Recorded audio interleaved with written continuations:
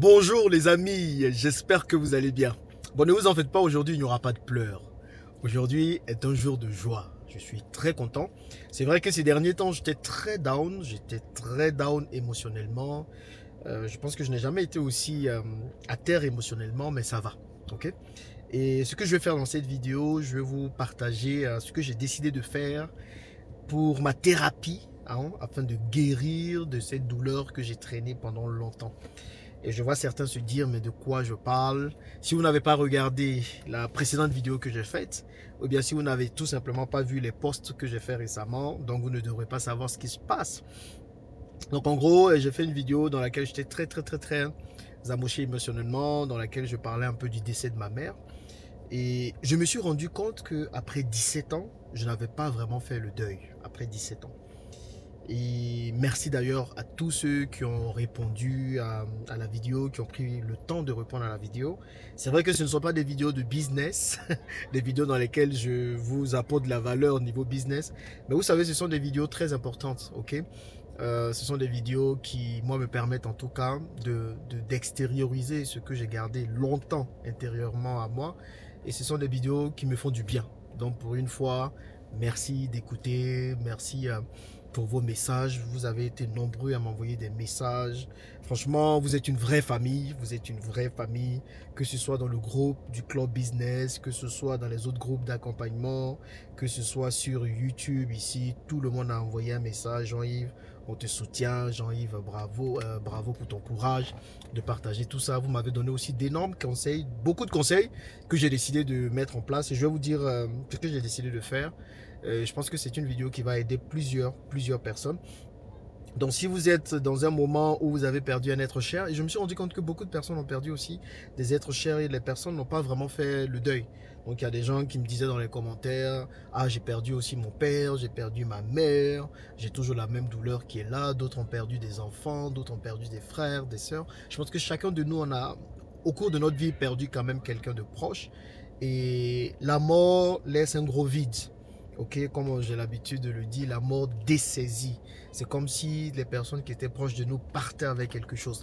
Et je me suis rendu compte qu'au lieu d'être dans le déni, comme moi, j'ai été longtemps dans le déni suite au décès de ma mère pendant 17 ans.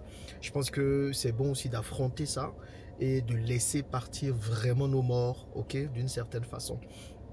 Donc, la première étape de ma thérapie a été vraiment de partager ça avec vous. C'est quelque chose que je ne disais pas, hein. Même mes amis ne savent pas. Il y a beaucoup d'amis qui ont découvert ça grâce à la vidéo, qui m'ont appelé, qui m'ont dit, mais Jean-Yves, comment toi tu as pu tenir autant sans nous dire ça? Comment surtout ta mère a été assassinée et tout? Fallait nous en parler, on allait te soutenir et tout. Je ne suis pas quelqu'un qui aime parler de ces choses personnelles.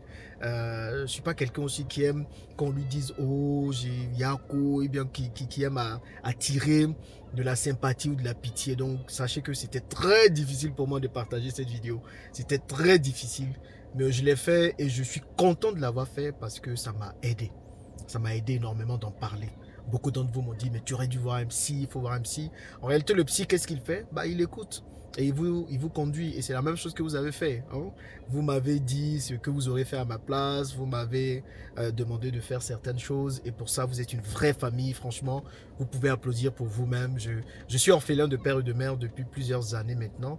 Mais je pense que j'ai retrouvé une vraie famille, même si on ne se voit pas tout le temps, mais je sais que vous êtes une famille. Donc dans cette vidéo, ce que je vais faire, je vais vous dire ce que j'ai décidé de faire à partir d'aujourd'hui pour surmonter ce deuil et pour finalement accepter les choses, ok?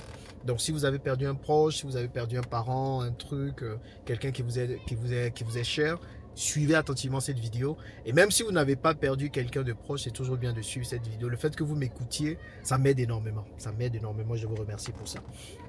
Donc, 3 choses que je veux faire pour finalement surmonter la perte de ma mère réellement.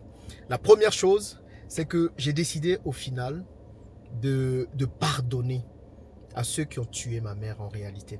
Je me suis rendu compte en parlant au fil du temps que ce qui me fait mal, ce n'est pas vraiment le fait que ma mère soit décédée. Mais ce qui me fait mal, le point focal, la douleur focale, c'est la façon dont elle est partie. Et je le disais dans la précédente vidéo que des gens ont tué ma mère. On ne sait pas qui. c'est peut-être des assassins, c'est peut-être des bandits, ça a été peut-être un coup fomenté par quelqu'un qui lui était proche, on ne sait pas. Donc je disais que le corps de ma mère avait été retrouvé dans la lagune, étranglé, en dehors de ses bijoux et tout. Et je pense que c'est ça qui me faisait mal le plus. Et c'est pour ça que je n'acceptais pas. Parce que c'est arrivé trop tôt. À 44 ans, elle était encore jeune.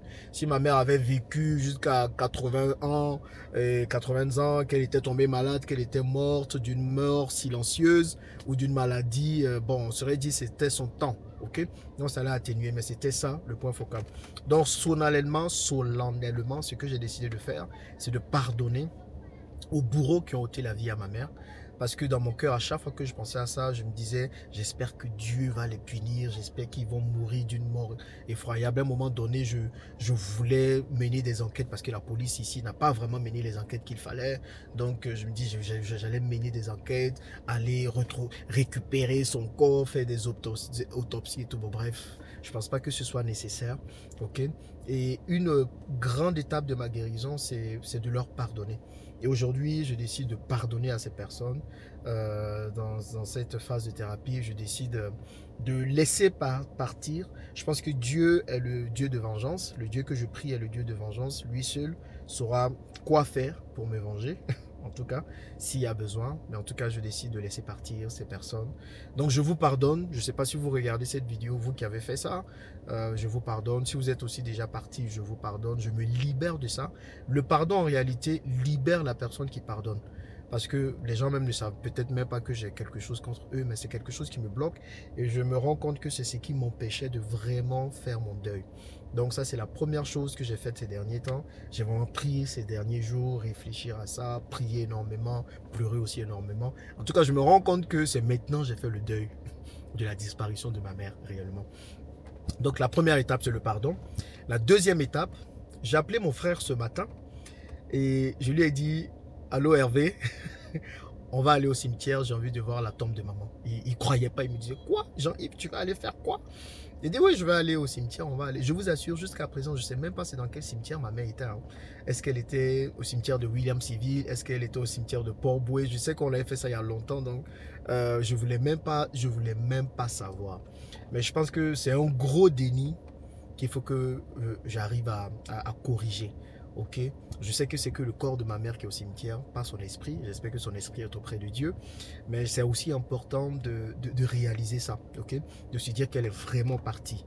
Parce que je vivais dans le déni selon lequel non, elle était toujours là, elle était toujours présente, elle sera toujours présente.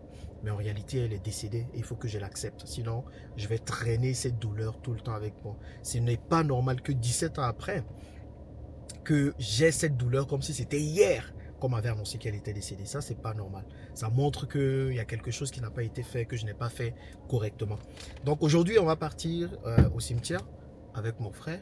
On va... quelqu'un a tapé la voiture. Je crois que c'est des enfants qui jouent dans le quartier. Donc aujourd'hui, on va partir au cimetière. On va aller acheter des fleurs. Et puis, on va aller au cimetière. Donc voilà. Donc je pense que ça va être intéressant. Ça va être important dans mon processus de guérison. Et c'est ce que beaucoup d'entre vous m'ont conseillé. Et je pense que je vais suivre votre conseil. Et je vais le faire. Donc ça, c'est la deuxième chose que j'ai décidé de faire. Et la troisième chose que j'ai décidé de faire, c'est tout simplement, finalement, faire perdurer la mémoire de ma mère. Je pense que au lieu d'être triste le 8 janvier ou au lieu d'être triste tout simplement, c'est que je sois heureux parce que je pense que ma mère était une personne qui était heureuse, ok, qui savait apprécier la vie à sa manière malgré les maigres moyens qu'elle avait. Donc il faut que j'apprenne à faire perdurer cela. Donc j'ai décidé officiellement de lancer une fondation en son nom. Beaucoup, vous me l'avez conseillé. Donc une fondation, c'est quelque chose que je voulais faire depuis longtemps d'ailleurs. C'est aussi ça, une des raisons pour lesquelles je suis revenu en Afrique. Une des raisons, c'était de lancer une fondation qui allait venir en aide aux orphelins et aux femmes seules qui éduquent leurs enfants. Donc je ne sais pas encore quelle forme tout ça va prendre. Mais je vais lancer ça déjà quand je vois dans la rue les jeunes seuls qui demandent de l'argent, qui nettoient les vitres et tout. Moi, ça me fend le cœur. J'avais rencontré un jeune comme ça qui avait ciré mes chaussures que j'avais aidé à s'en sortir. Donc, je pense que je vais bien formaliser ça. Donc, peut-être qu'on appellera la fondation OLP, Fondation Aurélie Lucie Patricia. Si vous avez d'autres noms, n'hésitez pas.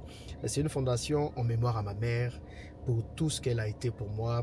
Je pense que elle a eu comme mission de vie de façonner la personne que je suis aujourd'hui. Peut-être que je ferai une autre vidéo dans laquelle je dirai les grandes leçons de vie que je retiens d'elle. Mais je vais lancer cette fondation et tous les 8 janvier, au lieu que ce soit un jour triste, ce sera un jour de joie. Parce que je suis sûr que ma mère veut me voir en joie et pas dans cette situation-là. Donc voilà les 3 choses que j'ai décidé de faire. Aujourd'hui, officiellement, je décide de laisser partir ma mère.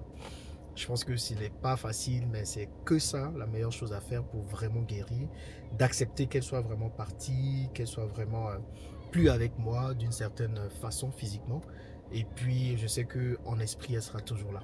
Merci énormément à vous pour vos messages qui m'ont fait du bien. J'ai pris le temps de tout lire et je vous assure que c'est plus que ce qu'un psy m'aurait apporté. C'est beaucoup plus que ce qu'un psy m'aurait apporté. Et je ne vous remercierai jamais assez pour ça. Vous êtes une vraie famille, je peux compter sur vous. Et ensemble, on va faire de grandes choses. Je me rends compte que là, ce n'est que le début de ce qu'on va réaliser. Donc, pour tous ceux qui passent par la même difficulté, tous ceux qui ont perdu un être proche et tout, je vous encourage énormément. Je vous envoie beaucoup d'amour. Et pour vous qui avez encore vos mères, vos parents, vos enfants présents, vos proches, je dis profitez d'eux. Donc les gens de la diaspora surtout, peut-être que vous vous dites que oui, vous n'avez pas d'argent pour payer des billets d'avion, pour aller voir vos mères, vos parents, vos pères et tout. Allez, faites-le. Dépensez un peu d'argent, allez voir vos parents parce qu'on ne sait pas jusqu'à quand ils vont rester en vie. Et il n'y a rien de pire que de vivre avec la douleur de ne pas avoir vu quelqu'un qu'on aime énormément avant que cette personne ne parte dans l'au-delà. Donc voilà ce que je voulais partager avec vous aujourd'hui. Petit story time. Et puis, ne vous en faites pas, on va reprendre les vidéos business très très bientôt. Mais c'est important pour moi de partager tout ça avec vous et d'avancer ensemble avec vous. Voilà les amis. Allez, merci et bonne journée.